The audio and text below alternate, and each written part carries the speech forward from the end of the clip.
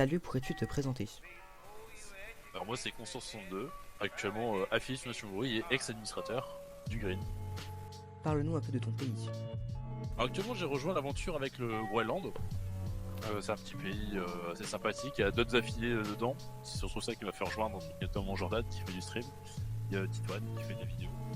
Et non mais on est à plusieurs, c'est des anciens également joueurs du Green et tout, et qui je m'entends bien. Et c'est assez sympathique, on est plutôt un pays qui farm de manière globale, même si on compte un petit peu faire du build. Quelle est la force majeure du Groenland? La force majeure c'est vraiment le farm. On est vraiment il y a vraiment beaucoup de farmers déterminés là-dedans. Donc on coûte pas mal, on est sur pas mal de marchés différents, etc. Et on brasse pas beaucoup d'argent, mais on embrasse ce qu'il nous faut pour nous en tout cas. Et par contre pour farmer on est complètement autonome. Quel est l'objectif du Groenland? Toute une zone de build à faire. Je sais qu'on veut pas mal avancer là-dessus. Et non, bah après globalement c'est quand même d'avancer par nous-mêmes de notre côté. On n'a pas de gros objectifs à l'échelle de tout le serveur. En tout cas, nous on va faire un pays qui tient bien la route, donc on s'amuse bien. Et avancer sur ce qu'on a déjà défini en termes de build, etc. Ok. Quand as-tu commencé YouTube et pourquoi? Alors j'ai commencé, si je dis pas de conneries, en 2014. Ça fait déjà 10 ans. Ah ouais, quand même. Et en vrai de vrai, le premier objectif, pour ceux qui voient, il y avait Holycube qui sortait, c'était les premières saisons de Holycube. Et moi j'étais là comme j'étais un gosse à l'époque et j'étais là comme un dingue, waouh, c'est incroyable ce qu'ils font et tout machin. Et en fait tu vois que c'était un serveur que de youtubeurs. Et donc de ce fait, moi j'étais ok, bah du coup si je veux aller là-bas, faut que je fasse une chaîne YouTube, etc. Donc le vraie raison pour laquelle j'ai lancé ma chaîne YouTube, c'était le but c'était de rejoindre YouTube derrière. Ah ouais, ok, ouais, ça date. C'était un rêve de gosse quoi. Après depuis aujourd'hui c'est plutôt parce que je m'éclate en fait. Hein. Enfin simplement la vraie raison c'est parce qu'on s'amuse bien à faire tout ce qu'on fait. Comment présenterais-tu ta chaîne YouTube à une personne qui ne te connaît pas?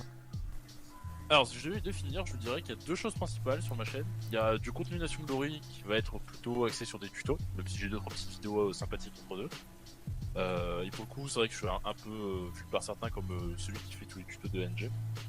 Et puis après, à côté de ça, il y a ce que j'essaie de développer un petit peu, il y a du build vanilla sur des gros projets, notamment tout ce qui va être ce que j'ai fait récemment, un calendrier de l'avant avec du build vanilla sur un thème un petit peu Noël.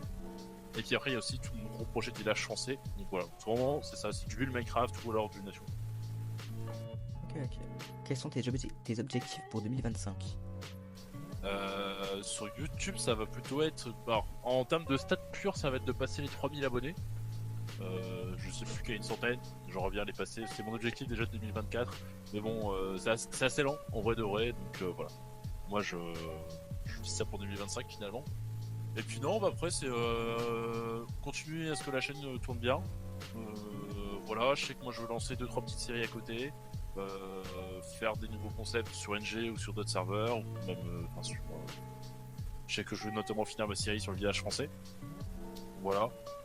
Donc ouais, des petits trucs comme ça. Puis après j'ai des projets next qui vont venir se greffer, que c'est petit à petit. Donc faut que j'essaye de développer ces nouveaux projets. Sinon c'est prendre en main aussi tout ce qui est des nouveaux modes, etc. qui ont été rendus disponibles pour les créateurs sur Minecraft Vanilla. Ça c'est plus du côté background, mais il y a pas mal de trucs qui se développent pour le moment. Et j'aimerais bien prendre le train en marche pendant que c'est encore nouveau. Ok. Conseilles-tu ou déconseilles-tu le Mocha? Pourquoi? Alors là, je conseille à mort le Mocha. Pourquoi? Alors déjà, il y a quand même un truc qui est majeur, c'est que c'est le dernier serveur NG qui est sorti. Donc en fait, les derniers serveurs de NG qui tournent, c'est toujours là où il y a plus d'activité. Et l'activité ramène l'activité, ça c'est clair et net. Mais c'est surtout là où il y a du coup le plus de commerce, le plus d'échanges, le plus de choses intéressantes. Et pour moi, c'est vraiment, on va dire, pendant au moins 2 ans à venir, le Mocha, ça va vraiment être le serveur où il faut venir jouer. C'est indiscutable. Au-delà de ça, il y a quand même pas mal de concepts, on va pas mal parler des administrateurs, puis avoir vu aussi. Ils essayent de pousser des concepts in-game un peu différents.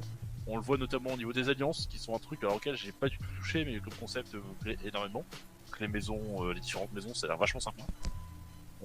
Et puis après derrière aussi tout le lore RP, etc. Donc moi je suis pas du tout là-dedans de base.